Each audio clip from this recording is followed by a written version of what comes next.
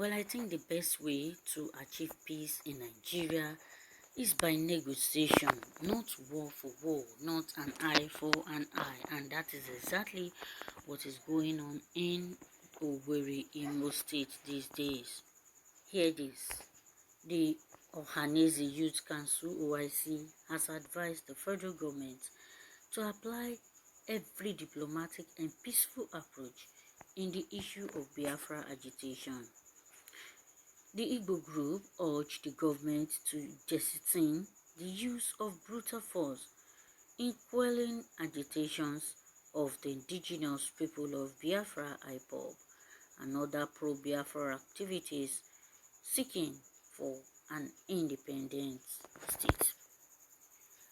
The EAçEFUL led OHANEAZE Youth Council (YC) in a statement on Sunday stressed that the presence of the military in Owerri has worsened the security situation in Imo State, as the soldiers have turned themselves into enemies of the people. You can imagine. And that is not the best approach. Why is the federal government, just bringing in military men to Owerri? Why is it turning Owerri to something else? And their governor is there watching and not saying anything, not attacking back. Well, who knows? Maybe they want to, who invited them into his own state. He confessed in a particular, in a particular statement that he was the one that invited the military men into all local governments. You can imagine now what we has turned to. It has turned to something else. But that is not the best approach. That is not what the people want at this point in time, because seriously, innocent ones will surely lose their lives in this kind of problems, in this kind of war. The group alleged that countless innocent Igbo youths were being killed in the region. You can imagine. OIC, however, vowed that no amount of intimidation and killings by security agents can subdue the passion and courage of Igbo youths in their quest for Biafra restoration. These people have been on the Biafra agitation for some decades now, and yet Nigeria has not deemed it fit to allow them go.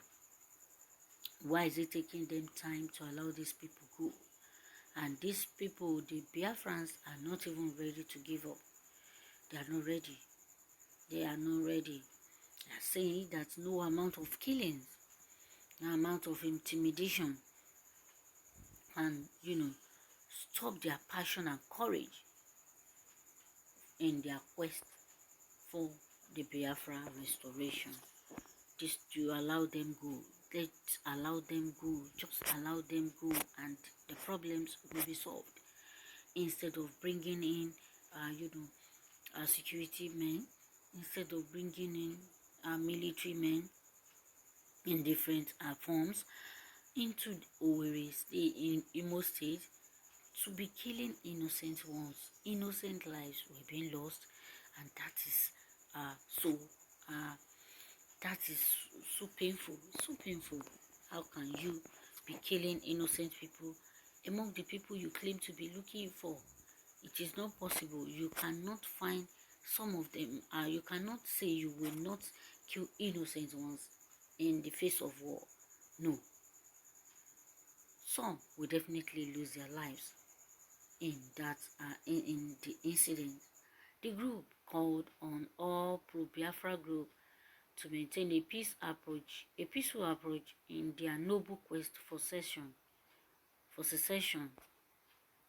Part of the OIC statement read, "We resolve that the military should vacate Igbo land while we engage in community-based solution town halls meetings to look into workable means to sensitize our people on the increase of crimes in our land. Okay, now federal government, I hope you hear this. They said they can do it on their own. They said they can restore back peace in the land.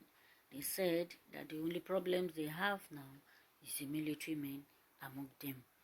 They want solution. They said they can, engage in community-based solution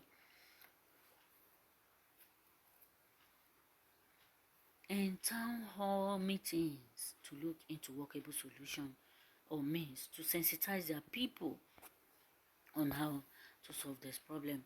The governor of Igbo extraction, former governor, senators, and reps, and House of Reps member, other notable Igbo politicians must rise through the media, political engagements, and meetings to condemn these state crimes. If they fail in 7 days to publicly condemn the brutal killing and arrest of Igbo youth, we will count such politicians as traitors and conspirators in the killing of innocent Igbo youth. As one of the means of maintaining peace in Nigeria, the council demands the release of all pro-Biafra activists in police cell and correctional centers across Nigeria, and a rapid amnesty program for South-Eastern Security Network, the way such was given to repentant bandits and BH insurgents.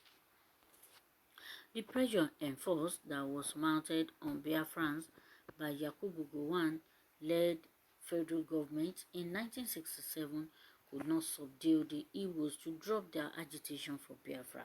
Therefore, any government in Nigeria thinking that arresting, imprisoning, and killing Igbo youth will end the quest for Biafra should go back to the history of 1967 to 1970, during which the Igbo advanced, pushed Nigeria beyond Middle Belt within few months before Germany, Russia, and Britain came to their rescue.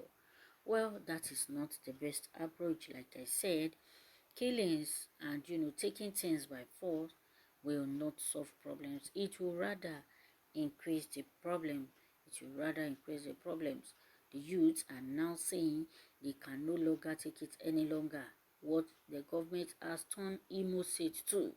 It said that Biafrans, that no matter the force, the pressure mounted on Biafrans by Yakubu Gowon then did not stop them from still agitating for their freedoms. That no matter what the government is still trying to do now, they cannot still get them under subjection. Okay, let's see what people have to say on this new story. Let's know their thoughts. Are the Igbo youth doing the right thing by approaching the federal government and telling them to leave Igbo land? Or is it the federal government that is wrong in their approach for going out to attack security formation and killing security officers in the name of fraudulent agitation? This is coming from Carlson. IPOB and ESN do not need peace. Okay? That means if they have wanted peaceful agitation, they wouldn't have been going about with guns. They wouldn't have had the ASN, and that they wouldn't have been found with guns and weapons. They have confirmed themselves as terrorists and will be treated as such. Okay, this is coming from Carlson, saying that the ESN and the IPOB have been confirmed terrorists. You can survive with your 5 states. Can you survive with your 5 states? That is another question coming from Abdulrazak Sani, asking the Southeast if they can survive with their 5 states. Can they survive? Is that what Nigeria is looking at? Is that the way Nigeria is showing, the Nigerian government is showing them love so that they will not suffer if they finally get their freedom. So let's know what your takes are on this news story. Thank you, and I will see you on the other news. Bye for now.